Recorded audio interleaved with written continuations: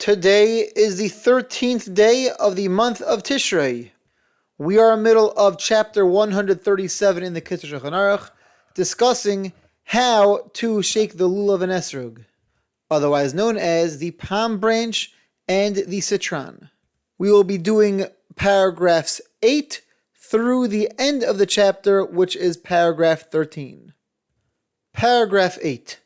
On the first day of Sukkot, that's actually only in Israel. Outside Israel, it would be the first 2 days of Sukkot. We are not able to fulfill this mitzvah of shaking lulav and esrog with somebody else's esrog and lulav. It has to be yours. Therefore, if somebody does not have a set, they can't borrow a set from somebody else. The person who has the set has to gift it to the person who doesn't have the set. And then that person, when he finishes doing the mitzvah, will gift it back. The original owner is even able to give what's called a gift on condition of receiving a gift. He could say, I'm giving this to you as a gift on condition you then give it back to me immediately afterwards as a gift, thereby ensuring that the person is giving it to you doesn't decide to walk off with it. But even if those actual words weren't said, that I'm giving to you as a gift, and it wasn't returned as a gift, we take it for granted that when somebody is giving someone else a lulav and an esrog to use on Sukkot, they're giving it over as a gift, and when it's being returned, it's another gift being given back to the original owner. The rest of the days of Sukkot, we do not have to go through this because on the rest of the days, a borrowed lulav and esrog is good enough to do the mitzvah. Paragraph 9 discusses a situation which is thankfully not too relevant in our time. Over the centuries, the Jews that lived in the European countries at least, had a very hard time getting lulavs and esrogs.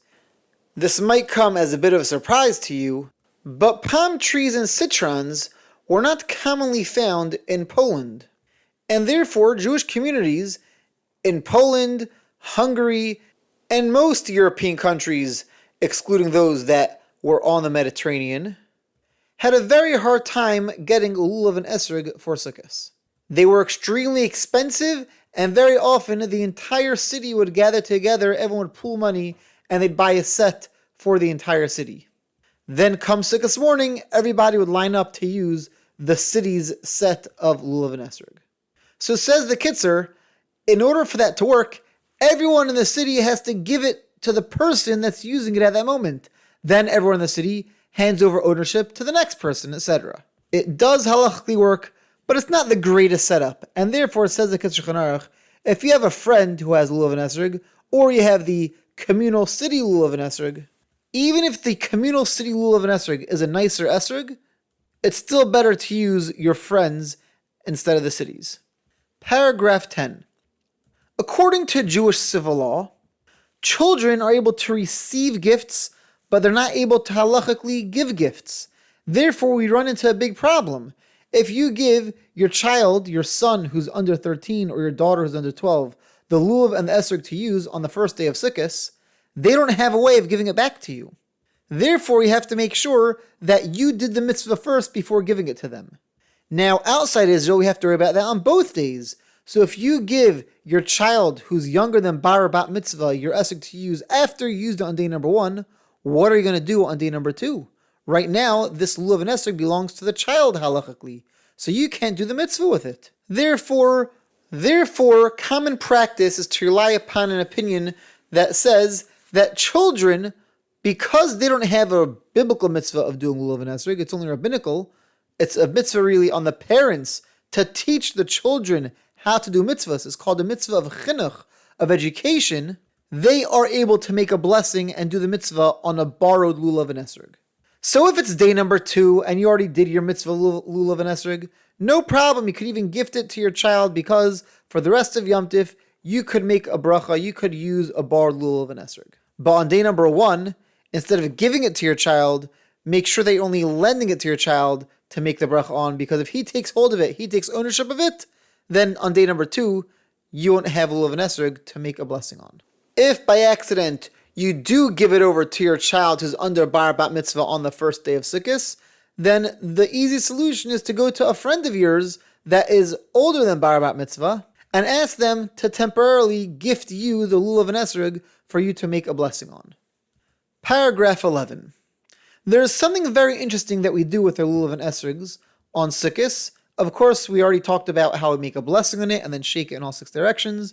We mentioned how we wave it during Hallel as well. There's another time that we pick them up and we use them during the services in the morning, and that is for something called Hoshanas. In temple times, the Kohanim, the priests, would take their lulavs and esrogs and they would circle the altar, the Mizbeach, in the temple, reciting special prayers to God, which start with Hoshana, which literally means save us, asking God to save us, to give us success. That's what the Kohanim, the priests, would do in temple times around the altar.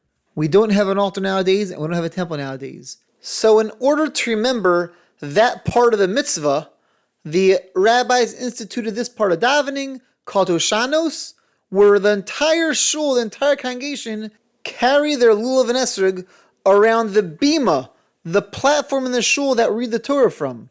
The way it works is that one person takes a Torah scroll out of the ark, they go to the bima, where the Torah is read from, they hold it over there, and the rest of the shul circles around them, holding the lulav and esrog.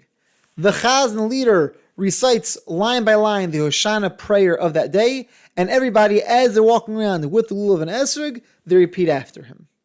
Some shuls have the custom of doing this right after Hallel, which works out very well because you already have your lulav and esrog out for Hallel, so now you keep it out to do Hoshanos.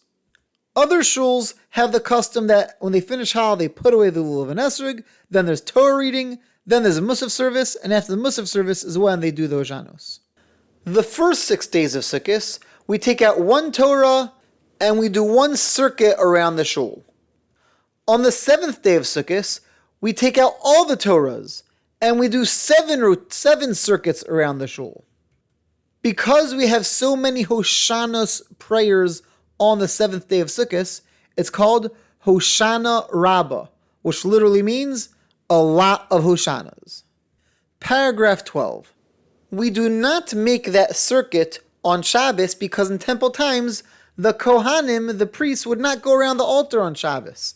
And therefore, so to us, on Shabbos, we don't have a lulav and esrog anyways, but we open up the ark, we don't take out any Torahs, and we just recite the Hoshana prayer instead of making a circuit around the shul. Paragraph 13. If a person is within 12 months of mourning for a parent, or within 30 days of mourning for any other relative, they do not participate in this Hoshana circuit going around the shul. They still say the Hoshana prayer, but they just say it from their seat. If there's somebody in shul who does not have a lulav and esrog set, it's very, very appropriate for this mourner to give it to the other person to give them the opportunity to do a proper Hoshana circuit around the shul with the rest of the congregation. This concludes today's learning. Have a wonderful day and see you tomorrow.